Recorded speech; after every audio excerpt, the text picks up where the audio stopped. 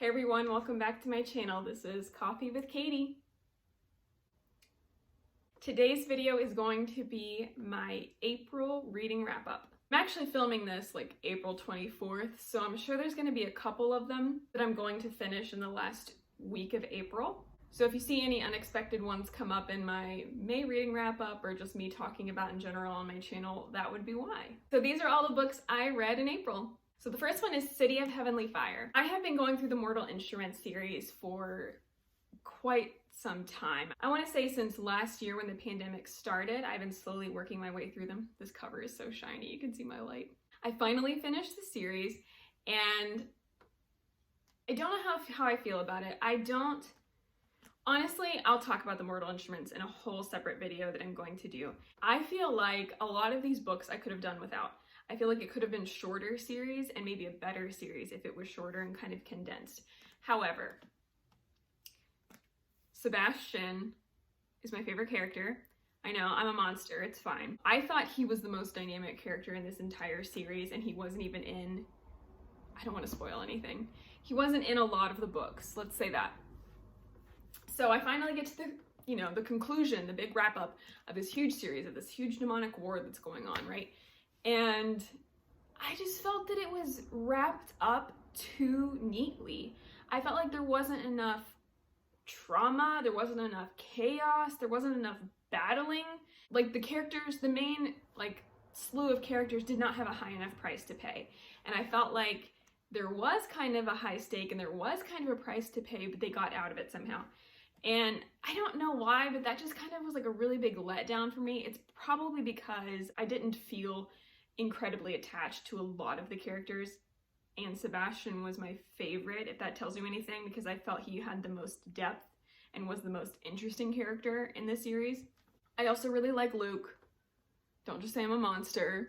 I loved Luke. Luke was fine. I just felt like I didn't like how it ended. I thought it was really disappointing. I just felt like it was wrapped up too neatly, and at the same time it had these random loose ends at the very end. I don't want to spoil anything again, but just like with the ring and with some of the characters they brought into it. It makes sense in later series why they're like dropping these little things, but for this story, I don't think it made any sense. And so I was kind of disappointed in it.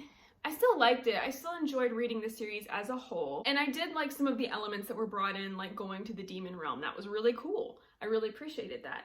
I think overall I did give this 4 stars, which doesn't sound like it from my review, but I think kind of looking back on it, I'm picking out the stuff that I didn't like more so than the stuff I did like.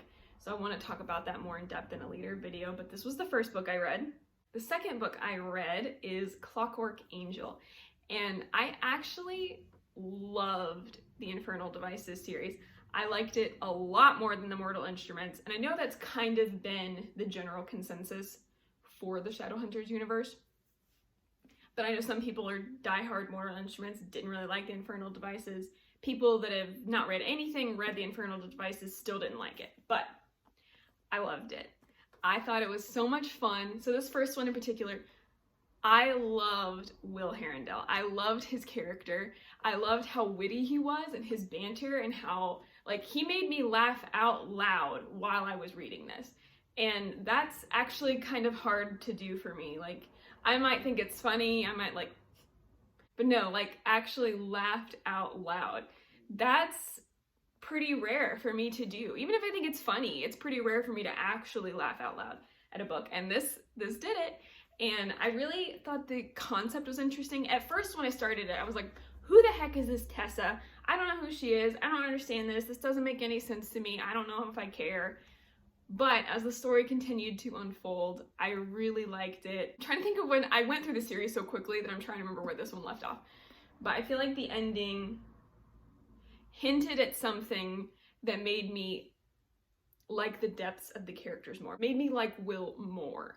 And the parabatai bond between Jem and Will is fantastic. I love both of those characters. I like Charlotte. I just had such a good time with this series. And just kind of the family aspect to this. I did, like I do with many series, think that some of the characters are dumb. And there's clearly things happening and I'm like, why aren't you piecing this together? And they just aren't. But I think that's easy for me to say as a reader. So obviously, because I just said I read the entire series, the next one I read was Clockwork Prince. This book ripped my heart out. Again, I love Will Herondale. I love James Carstairs. This book ripped my heart out without actually having anyone die. I'm not trying to spoil anything. I'm just saying, like, nothing has pained me so much without a character dying. Does that make sense? Hopefully. I'm sorry if I'm spoiling things. And I was like, this book is so great. And then it gets to the end and it ripped my heart out. And I was like, this book is still amazing and I want to know what happens, but that sucks. And the dark forces behind this that they're all fighting was interesting. It was kind of like a very odd concept to me because it wasn't just straight demons. And it was a little hard for me to buy into and to like grasp, but it was so interesting to me that I wanted to know how it was going to come about and how it was going to like all come together at the end, because I couldn't piece together in my head how this spell or whatever was going to bind these things and how it was going to happen. It didn't seem super intimidating, but at the same time I knew that they were impenetrable machines. I don't know, it's really hard for me to talk about. Anyway, I really liked this book. Obviously, I bought them. I was really excited. Yeah, and it was just a lot of fun. So the third book in that series, Clockwork Princess, I also read this.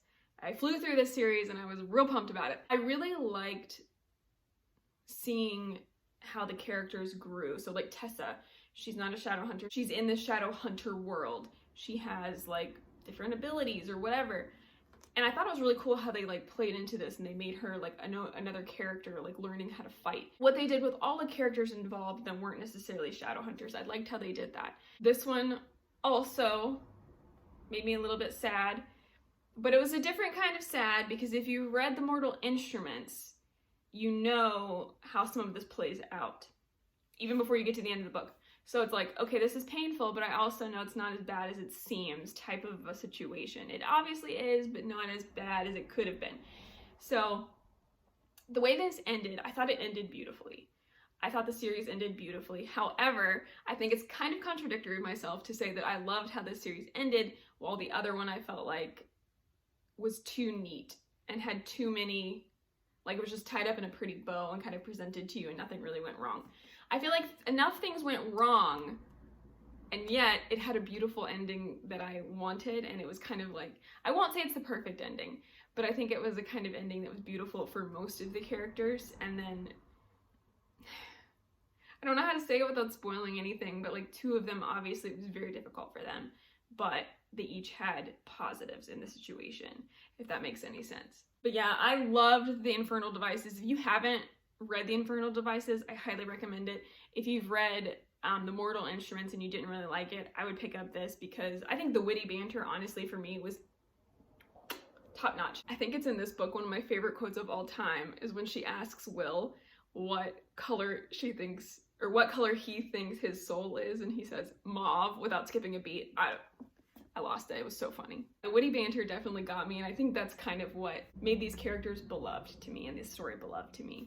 But I would totally recommend it. It's so much fun. I loved it. I'm really excited now because I found out that Chain of Gold and Chain of Iron follow like this era, like the generation after them. And so I'm like, yes, I can't wait to read that, but I have to get through the Dark Artifices first. And for Clockwork Angel, I gave 4 stars, I believe, and Clockwork Prince and Clockwork Princess, I both gave 5 stars. Another book I read this month was The Diviners by Libba Bray. I haven't been saying the authors because you kind of already know when I give TBRs, but I listened to this on audiobook, which is actually really fun. I have a very complicated relationship with this book because while I feel it was well written and the story was very good, I struggled getting into it for a long time. Like it's set in the 1920s New York, Manhattan, which is really cool and a really interesting setting. You could tell the author did her research and she knew like the language and the slang, the accents for the narrator. All of that was done very well. However, it was very hard for me to get into that. If you're not used to 1920s lingo, I feel like it's very jarring. It was for me. I don't know if it is for you or any other reader. But like when they're like, and how? It just felt really cheesy to me. And I understand it's not. That's what they said. That's how they talked. It's nothing against them or the author or the writing. It was just weird for me and it was hard for me to digest. That was one of the things. It was kind of weird, like a little petty thing to pick at, not even a big deal. It's obviously good research, so it's not like it's bad writing. The other thing was it was just a very slow start for me. So again, I was listening to the audiobook. It took me 5 or 6 hours of progress in the book. I don't remember exactly how long, maybe it was 18 hours. Anyway, it took me that long to care about the story and to care where the story was going. So that could have been a book that I easily DNF'd, didn't continue, didn't care about the characters, and just moved on with my life. I didn't want to because I felt like once the story started going, I was really going to get into it. And there is like a plot. It like had a crescendo, if you will, at least for this first book. It was interesting, it was creepy. There's a lot of murders happening. So it's not like it wasn't going anywhere and nothing was happening. There was stuff happening. But it brought in several characters, like, gosh. Oh, I mean lots of characters, like more than 7. And maybe there's like 5 to 7 main characters, but then there's other side characters that play parts that are also important. And because it was telling you the backgrounds of all of these characters, before you even really get attached to the first couple of characters, I just felt like I didn't care about any of them. And I was like, why am I listening to this? I don't know who these people are. I don't care about them. I don't particularly like any of them at this point. And so it was just kind of, I didn't have enough depth to care. And it took until the end of the book to like some of them, or to care about what happens to them, or to find out what happened to them. So it's just kind of like a slow read. That was probably intentional. And I'm not going to say it was poorly done. It was well done, of building the backgrounds of these characters and showing you flashbacks of why they are the way they are, what their inner motives are, what their overall goal is in life, why these certain things are important to them, why these certain things hit them a different way. So it's not bad, and I am probably in the minority of how I feel about these books, because I know a lot of people love them, and they love them for those reasons, because they're character driven, or just because it's very appealing to them. I know that I am probably the minority here, but regardless, that's kind of how I felt. I also felt like there were lots of things that did not make sense to me. Not like didn't make sense in the world, just like were hinted at, kind of explained, not completely explained, and I have no idea what that means for the rest of the story or the rest of the plot. Obviously, there's 3 more books. Maybe it'll make sense later. And I actually have the second one that I can dive into whenever I please. But there was like little things hinted, like Jericho. If you know about Jericho, he's actually my favorite of this series so far. He had a lot of kind of like mystery elements, and it explained it, like how he got there, but it does not explain like truly what's happening with him and what's going on. And I felt a little confused by that. Maybe I missed it. Maybe it just didn't like process correctly. But I felt like it hinted at what he was, or like these things that were different about him, but didn't fully explain to you the dynamics of that, or what it means, or what it could mean. I really don't want to spoil anything. Basically, I was just kind of confused as to why he had these differences that were explained how it came about, like why this decision came about for him, but not how it affects him in his everyday life and what it actually means for him, if that makes sense. If you've read it, you must know what I'm talking about. I also had a soft spot for Sam, but not enough to care about him the way I did Jericho, and even then it's pretty surface level, I think. So after finishing the whole book, I felt like it was very good, but I just couldn't get my head around some of these, like, I don't want to say they're plot holes, because I don't think that's the case, but just like details that were left out, potentially on purpose, and other details that were like hinted at the end of the book, and you don't know what that means, with this other like male side character that was very fishy to me from the beginning, let it be known. But he's like a blind character, and then something happens, and it seems that he's sinister or something, and I don't know. Just kind of a lot of confusion for me, and it would probably make more sense if I continued the series, but let me know what you thought about that, and if you kind of agree, disagree, or if you just think I should continue. Another book I read, it was a really quick read, and it was actually an audiobook as well, was Every Heart a Doorway. And the concept of these books are basically, it's for kids that go into magical worlds like Narnia, and then they come back and they don't know how to cope, and they go to this home for wayward children. I thought the premise was really interesting. I read it. I really liked it. And actually, I would say that I loved it for a good portion. And then there was some parts that just really jarred me. So it like really took me out of the story. There's a part where, and let me clarify this. It's called the Wayward Children series. Home for Children. Children. I understand that some of them are teenagers. Like I think the main character said she was between like 12 and 17, 14 and 17, something like that. I understand the age range of these kids, and some of them are teenagers and older and almost about to turn 18 or whatever. But you're like getting introduced to this like basically home orphanage for children. It's like a school setting. And you're going around and then suddenly they're like, oh, do you want to F him? What? And then they start talking about like if she's attracted to this dead corpse after murders start happening, like sexually wanted to do things with this corpse. And I just couldn't get behind that. It felt very forced and weird the way it was being discussed. And there was some talk of like sexual identity, which is good. It's good to be able to have those conversations. But it just felt so out of place with the story that it felt like it was put in there in a forceful way. And it was just like, hey, here's some like cool stuff. Or like, hey, here's some edgy stuff. Or hey, this is a really important topic, let's throw that in there, but have no purpose for the overall story. And so I just felt like when I read that, I was like, what is happening? And again, in my head, I'm like, these are children. These aren't teenagers, even though I knew that some of them legitimately were teenagers based on their age. But like, you're talking about a home for these children and suddenly we're talking about all these sexual issues. I don't know. It was just very weird to me. I'm probably the only one that thinks that. And I don't like reading about that stuff in my books. Like, I prefer the world. And that's, again, why I continued, is because I liked the murder mystery aspect. And I liked the different worlds that these kids were traveling to and kind of talking about. So that's probably why it was so weird for me. But overall, I did really enjoy it. And I'm really excited to continue and see these other worlds unfold. Oh, and I don't know if I said this, but the Diviners I gave 3 stars. I gave 3 stars also for Every Heart a Doorway.